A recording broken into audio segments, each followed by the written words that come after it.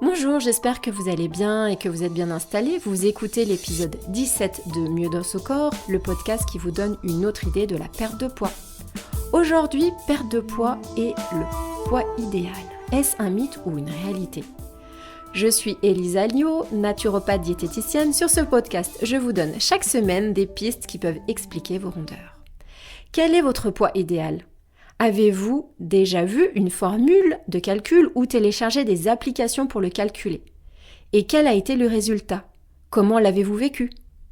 Avez-vous constaté comme il peut être facile, rassurant ou encore culpabilisant de s'attacher à un chiffre ? Dans cet épisode, je vous propose d'évoquer les différentes formules qui existent pour calculer le poids idéal et en seconde partie, nous aborderons l'image de ce poids idéal.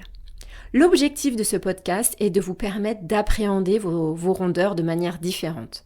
Je souhaite que ce podcast puisse vous permettre de vous poser les bonnes questions sur vos objectifs de perte de poids. Alors sachez qu'il y a eu de nombreuses tentatives pour essayer de calculer le poids idéal de manière scientifique. Peut-être avez-vous déjà entendu parler de ces formules. Par exemple, il existe la formule de Broca, de Lorenz ou de Kreff. Aujourd'hui, c'est vrai qu'on utilise généralement l'IMC ou indice de masse corporelle. Cet indice ou cet IMC permet de tirer notamment le signal d'alarme lorsque cela s'avère nécessaire, lorsqu'il s'agit de surpoids, donc on va parler d'obésité, voire même d'obésité morbide ou de maigreur. L'IMC s'applique à tous les adultes de 18 à 65 ans, on exclut bien sûr les femmes enceintes. Alors sachez que même l'IMC a ses limites. Alors c'est pourquoi les scientifiques ont essayé de mettre au point d'autres méthodes, notamment comme l'IMG ou indice de masse grasse avec la formule de Durenberg. Cet indice ou IMG met en évidence la proportion de masse grasse par rapport à la masse musculaire. Alors, avez-vous déjà essayé de calculer votre poids idéal avec ces différentes formules ? Et surtout, est-ce que ça a pu vous aider à vous fixer un objectif ? Comment cela a pu vous aider ? Alors, la question que j'ai envie de vous poser et que je me suis posée, c'est pourquoi y a-t-il tant de formules différentes ? Alors, notamment, c'est parce que les scientifiques s'aperçoivent peut-être de la limite de chacune d'elles. Et pourquoi les scientifiques ne trouvent pas la formule qui permette de le calculer, ce fameux poids dit idéal ? Je pense qu'il est peut-être illusoire d'avoir une formule pouvant calculer le poids idéal de toute une population. En effet, une formule ne va pas prendre en compte votre génétique, votre histoire médicale et familiale, votre stature. Aussi, par ce podcast, par cet épisode, j'ai vraiment envie de vous inviter à porter un autre regard sur ce poids dit idéal. Alors comment ? Notamment en vous posant cette question, à quel poids vous vous sentez bien ? Alors, le « je me sens bien » est bien sûr très personnel. Et le chiffre qui va correspondre à « je me sens bien » vous est aussi très personnel. Alors par contre, je ne vous parle pas de formules scientifiques ou de normes sociales.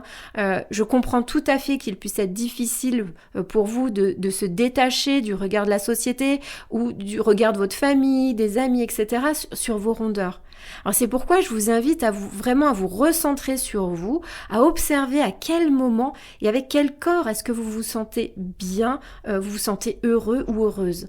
Alors selon votre âge, il peut être nécessaire de nuancer. Entre 20 ans et 60 ans, en effet, on peut remonter la barre de quelques kilos. Alors sur cette notion de kilos, je vous rappelle qu'un kilo de masse grasse, de graisse, et un kilo de muscle, de masse musculaire, vont donner le même chiffre sur la balance. Par contre, les effets sont totalement différents sur la silhouette, sur la forme physique, et sur la santé. Donc c'est pour ça que s'attacher à un chiffre, voilà, qu'est-ce que ça peut vous apporter ?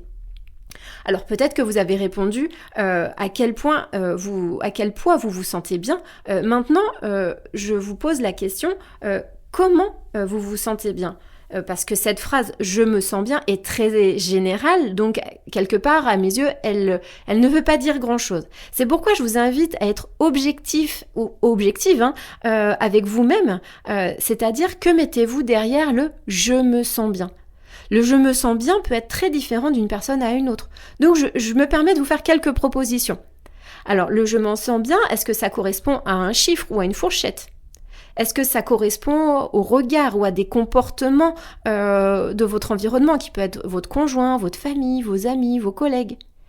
Est-ce qu'il s'agit de quelque chose ou d'une action que vos rondeurs vous empêchent de faire, que vous auriez envie de faire? Est-ce en rapport avec votre habillement? Etc., etc. Aujourd'hui, quelles sont vos références qui vous permettent de dire qu'avec tel ou tel poids, vous serez bien, vous vous sentirez bien?